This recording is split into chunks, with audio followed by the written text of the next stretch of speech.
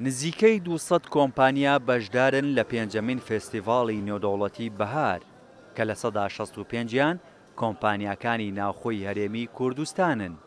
لێرە جگەلەوەی کۆمپانیاکان بەرهەمەکانیان دەناسێنن، هاوکات بە نرخێکی گونجاویش دەیفرۆشن بە هاوڵاتیان. نەوەی ئەم فستیڤاڵە شتێکی زۆر باشە بۆ ناساندنی بەرهەمەکانی خۆمان. ئێمە وەک کۆمپانیای دیار سلێمانی بەشداریمان کردو وەرهەمی شیرەمەنیمان هەیە، شیرەمەنی سلێمانی ئیمان هەر نرخەکانمان نرخێکی مناسبی هەیە و لێرەش نرخێکی زۆر گونجاومەندانە کە تا خەڵک بتوانێت بیکڕێت.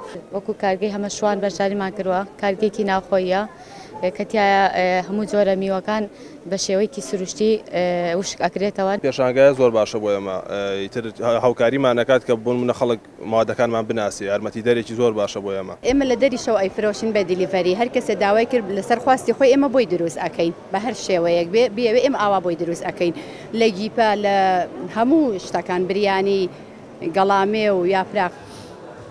فستیڤاڵی نێودەوڵەتی بەهار جگەلەوەی دەرفەتێکی باشە بۆ کۆمپانیاکان کە پەیوەندیەکانیان لەگەڵ کۆمپانیاکانی دەرەوەی هەرێمی کوردستان بەهێز بکەن، هاوکات بۆتە هۆکارێکی باشیش بۆ بوژاننەوەی ئابووری شاری سلەیمانی و ڕەخساندنی هەلی کار بۆ چەندین کەس. کۆمەڵی کۆمپانیای بەرهەمی ناوخۆی خۆمان بەشداریان تیاکتۆ لەم فستیڤاڵە کەمەش ئاشنایەتی بەرهەمەکانی خۆمانە بە هاوڵاتی و هەلی کاری بۆ کۆمەڵی خەڵکی زۆر ڕەخسانەوە بۆ کارگاکانمان پێخۆشحاڵن کە بەشداریەکەن لە پێشانگانە هەم هاوڵاتیش ئاگادارەکە بەرهەمی خۆمان تا چەند شێوازی چۆتە پێشەوە. طبعاً ئەم جۆرە پێشنگایانە زیاتر بێت هەم ئاهەنگی لە نێوان کۆمپانیا خۆماڵەکانی خۆمان و کۆمپانیا دەرەکیەکاندا، چونکە ئەم کۆمپانیانی خۆمان لەگە کۆمپانیا دەرەکانە زیاتر ئەم ئاهەنگی دروستەکەن و بتوان بەیەکەوە کار بکەن.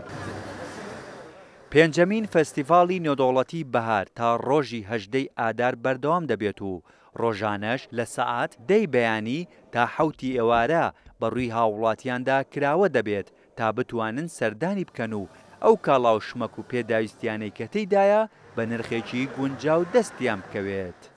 هێمن کەمال، کورتسات نیوز، سلەیمانی.